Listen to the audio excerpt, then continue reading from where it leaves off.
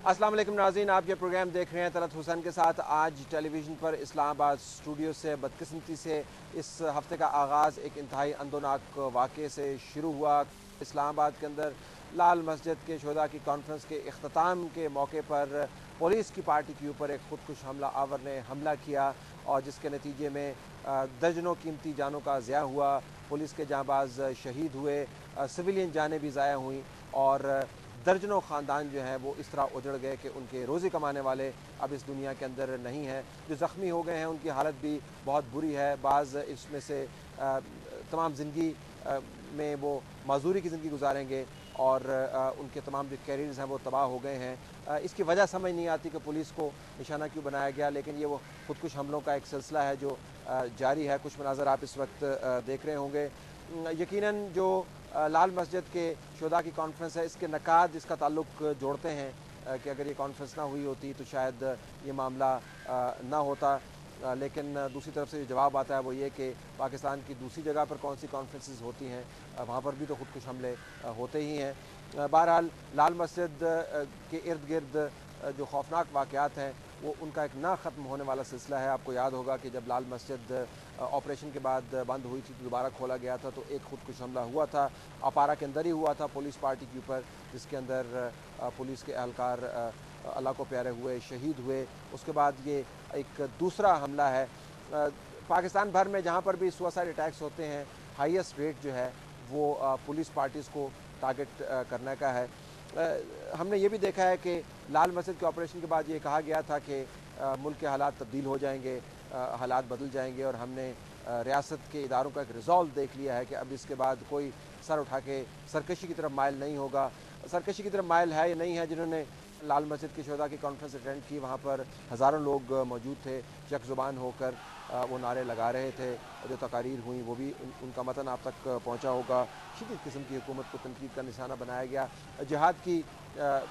CDs वहाँ पर बिक रही थी, जिहादी मवाद वहाँ पर मौजूद था और किसी ने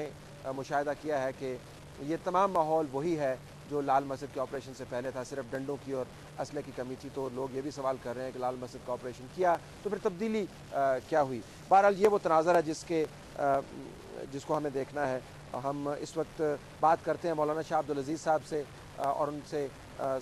पूछेंगे कि वो इस मामले को किस तरह देखते हैं। शाह अब्दुल अज़ीज़ साहब कल कॉन्फ्रेंस के अंदर मौजूद थे, तकरीर भी इन्होंने की और पिछले साल जब निगोशिएशन चल रहे थे लाल मस्जिद की इंतज़ामिया के साथ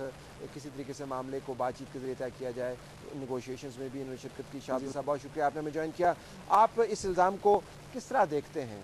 कि लाल मस्जिद के शोधा की कॉन्फ्रेंस के उस मंज़र में ये खुदकुश हमला हुआ है? आपके ख्याल में इस इल्ज़ाम में कितनी जान है कि शायद लाल मस्जिद की एनिवर्सरी को मार्क करने के लिए एक खुदकुश हमला हुआ? जमा हुए थे, इंतहाई पीसफुल का अंदाज में हमारा इज्तिमा जारी था और हम दुनिया को एक अच्छा मैसेज दे रहे थे, अखुवत और बरदराना मैसेज दे रहे थे और अपने शहीदों का खास का और उनके मिशन का मैसेज दे रहे थे। लेकिन नमाज असर के बाद जो अफसोसनाक वाक़या हुआ है हम उसको कंडेम करते हैं, उसको मजम्मत करते हैं, क्योंकि इसमें बेगुनाह हमारे पुलिस वाले भाई शहीद हो चुके हैं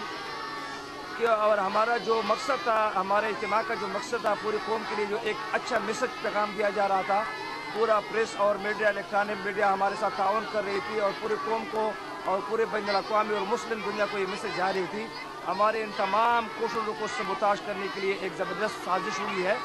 और हम इसकी मजम्मत करते हैं और अपने पुलिस के अफसरान से, इंतज़ामिया से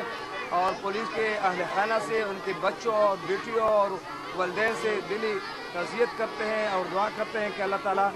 इन शहीदों को भी हमारे शुहदा के साथ बख्श दे और जन्नतुल फिरदौस में जगह इनायत फरमाए। मोहतरम, कल जिसने भी इस कॉन्फ्रेंस में शिरकत की या जो भी मीडिया के लोग वहाँ पर मौजूद थे, यहाँ की तकारीर के अंदर इंतहाई गुस्सा पाया जाता था और बाज़ तकारीर के अंदर तो हवाले भी मिले कि हम लाल मस्जिद के शोहदा का बदला लेंगे और इंतकाम लेंगे और इंतकाम सड़कों पर लेंगे। जब इस किस्म की बातें हो रही हों और एक ख़ुदकुश हमला हो जाए तो बाज़ लोग इसका ताल्लुक़ जोड़ेंगे लाल मस्जिद के मामले के साथ। इस तनाज़र में आपका ख्याल क्या नहीं है कि ये इंतकाम का जो मामला है और इंतकाम लेने की जो बात होती रहती है उसके तनाज़र में शायद ख़ुदकुश हमलावर पाकिस्तान के अंदर ज़्यादा इनकरेज फील कर रहे हों कि हमारे पास कॉज तो है اور کسی بھی جگہ سے آئے ہوں اسی کاز کے واسطے ہم خود کو دھماکے سے اڑائیں، اور ساتھ جو لوگ اس کے اندر ہلاک ہوتے ہیں ان کو جانا ہی ہے۔ میں سمجھتا ہوں کہ ناقدین کے بات اپنی جگہ میں اگر صحیح سمجھوں تو اس کا ہرگز مطلب یہ نہیں ہے کہ لال مسجد کے شہداء کا جو اجتماع تھا وہ کسی کو خودکش حملے کی ترغیب دے رہے تھے یا کسی کو اس پر اکسانے کی کوشش کر رہے تھے۔ البتہ لال مسجد میں وفاق المدارس کے اکابرین نے اور ہمارے جتنے بھی اسلاف اور مقررین تھے وہ اپنی مظلومیت کا اظہار ضرور کر رہے تھے کہ ہمارے سینکڑوں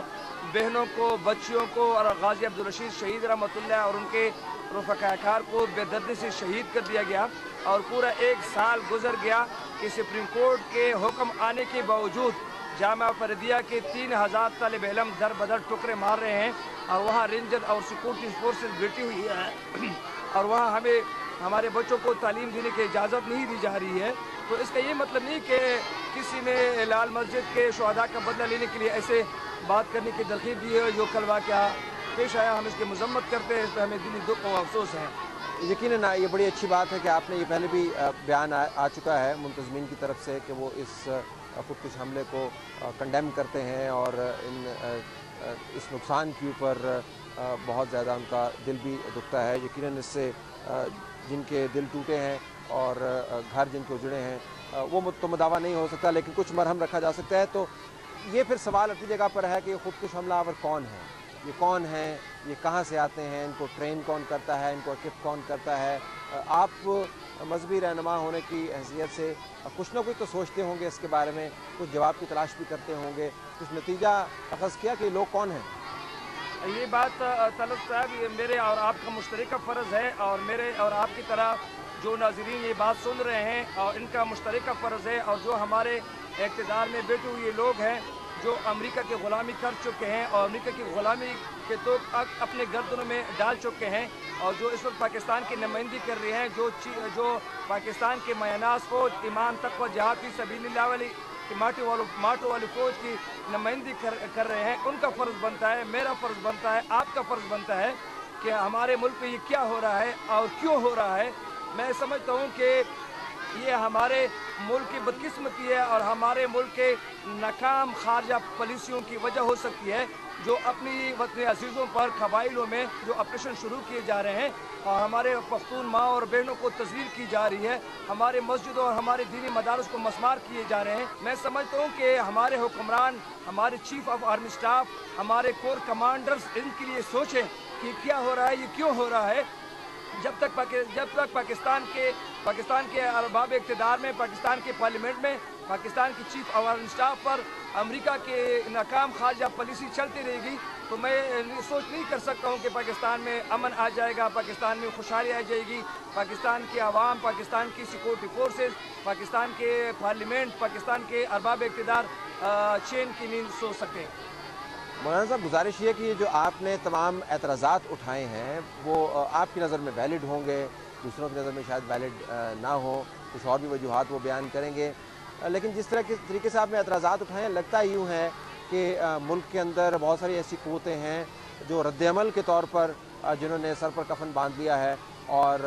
خودکش حملے ہوں یا ویسے پاکستان کے اداروں کے اوپر کے خلاف